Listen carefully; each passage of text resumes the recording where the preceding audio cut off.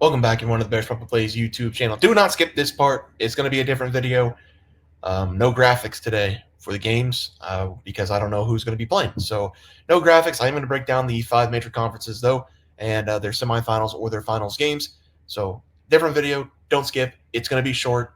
Sorry, but I have no control over how late these teams play, and I got to get it out as soon as I possibly can, or at least scheduled as soon as I possibly can, because it's getting late. We do have a couple teams in action. I'm watching Arizona and Texas Tech right now. Texas Tech, 2 late scratches, so if you had Arizona money line, congrats to you. They are up by 8 points at the half. Been a back and forth game, so anybody's game still, but Arizona looks like they're going to run away with it maybe in the second half. For us, we had a 2-2 day. Wichita State, the last 2 minutes of this Wichita State game was crazy. We had, what was it, down by 9, and then Wichita State made it 2, got a stop, made it 2 and a foul, got up to 4. Memphis missed a 1-and-1. Memphis did make a lot of shots. I'm going to give them credit and PJ Haggerty credit. They made a lot of shots.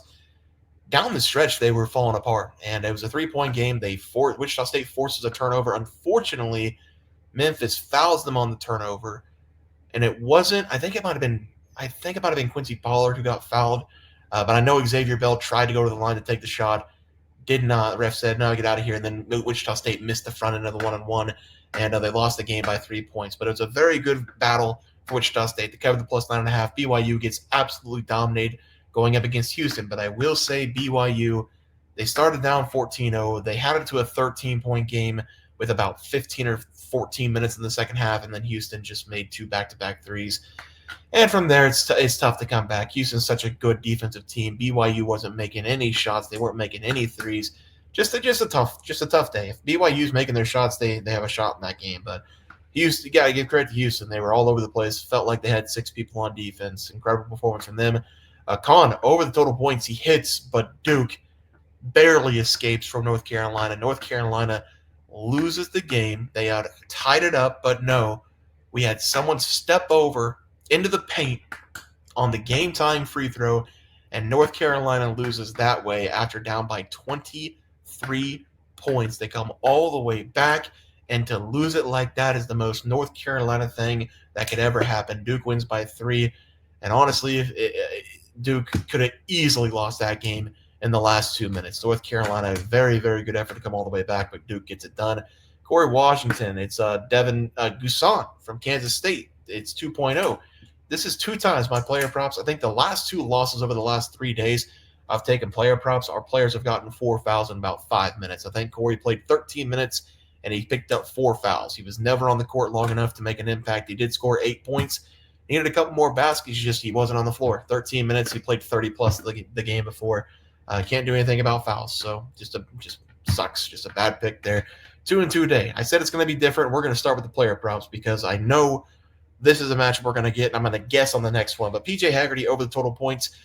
I watched the end of the game, Memphis and Wichita State, about the last 8 minutes of it. Seemed like Memphis had no offense, mainly no offense beside PJ. He scored half of their points, 42 points on 25 shots. And I will say PJ Haggerty all season long, he's been averaging 21.2 on the season. That's the 5th best score in college basketball. He has been scoring 20-plus points, it feels like, every game over the last month. So he has been playing some really good basketball. He didn't make a 3 in this game. He scored 42 points. That should tell you a lot. He's been very aggressive. He's hitting himself to the line. He's making open jumpers. He's making mid-range jumpers, which is kind of crazy. I think the mid-range jump shot, especially in college, is the worst shot you can take. He's making them. I don't know what to tell you. He's making them. This is the game against Tulane.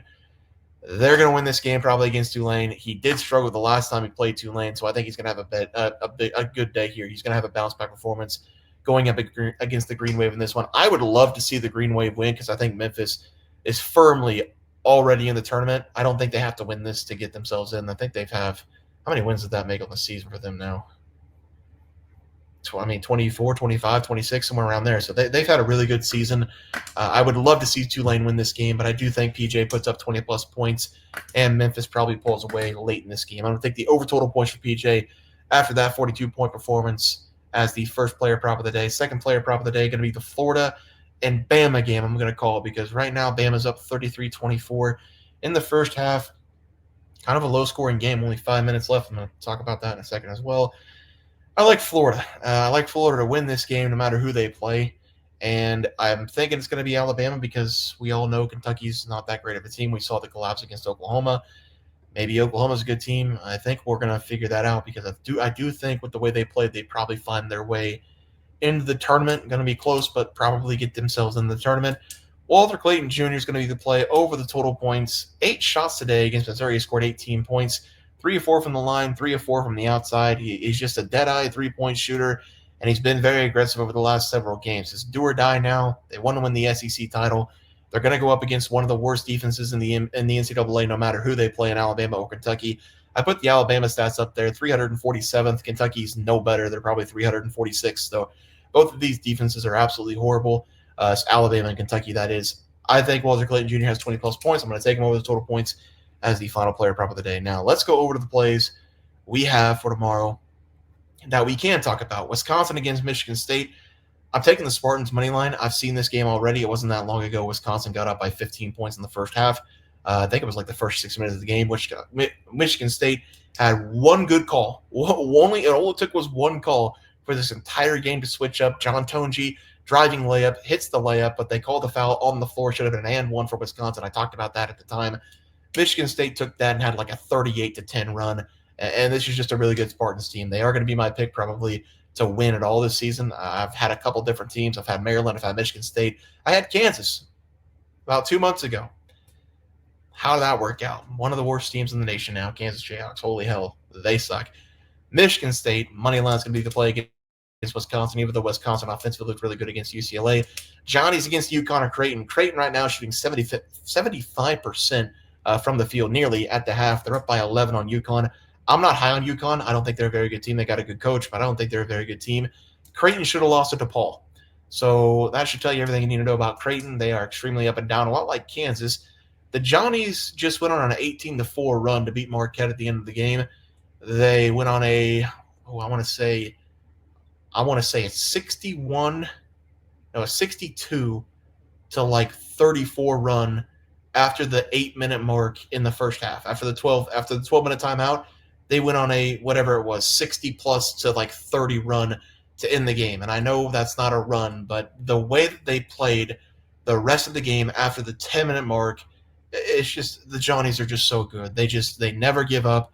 They've got heart. They play great defense. They're playing on their home court. I like the Johnnies there to cover the spread no matter who they play. Hopefully Creighton. I think Creighton will give them a better game than UConn, but we'll see what happens in that one. St. John's against the spread will be the play. I'm going with the under. I'm going to try to do a sharp play, and I hate myself for it. I love rooting for points. You guys know that. I never take unders. Both teams coming off back-to-back games playing. Both teams might be tired.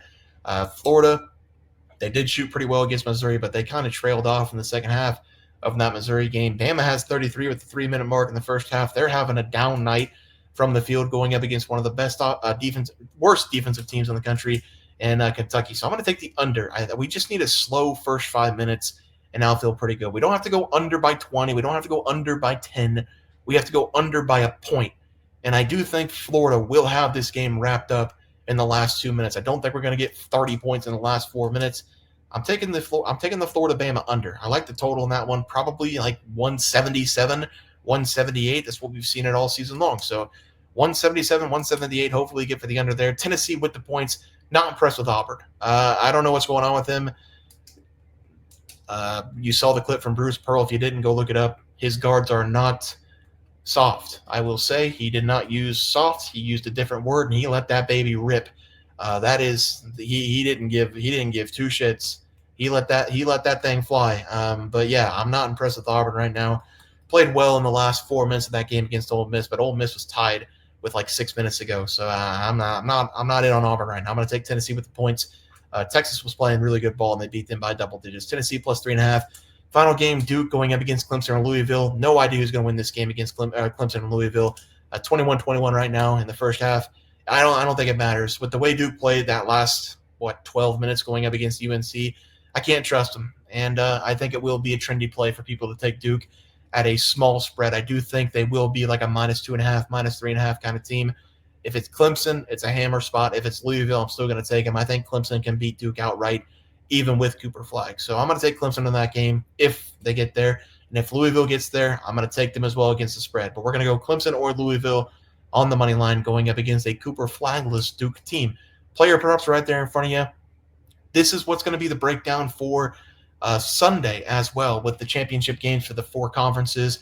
And then I will tell you this, I am planning on not having graphics for March Madness. I'm going to do a bracket breakdown, and then I'm going to bet $50 on every single game in March Madness. I'm going to put all the games up here, all 16 that we're going to get on Thursday, all 16 on Friday. I'll drop those videos obviously separately on Thursday and Friday.